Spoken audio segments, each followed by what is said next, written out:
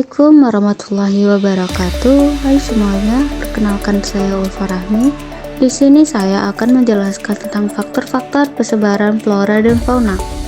Apa saja faktor-faktornya dan mengapa bisa memengaruhi flora dan fauna?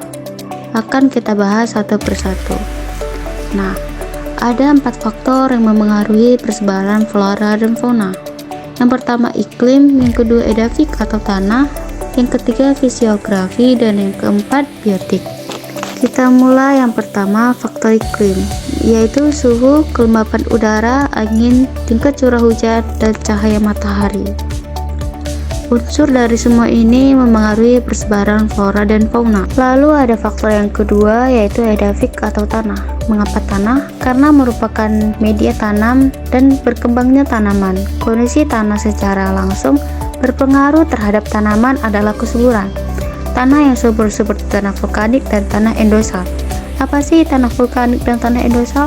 Tanah vulkanik dan tanah endosal adalah tanah yang berasal dari letusan gunung berapi, dan tanah endosal itu juga salah satu faktor tanah yang berada di daerah horizontal, sehingga tanah ini lebih berwarna hitam dan subur, sehingga merupakan media optimal bagi pertumbuhan tanaman.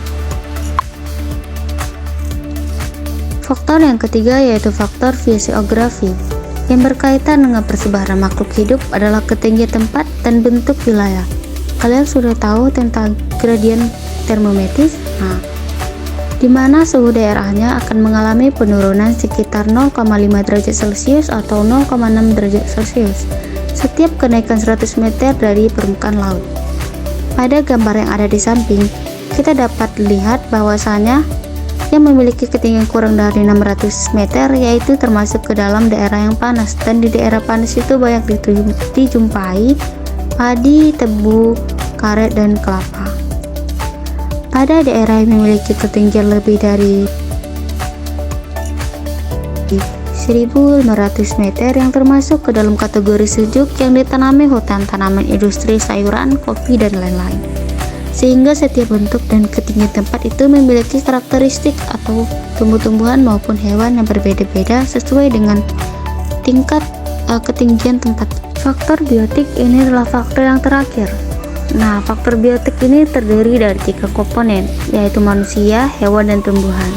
Ketiga komponen ini memiliki peran tersendiri terhadap keberlangsungan flora dan fauna.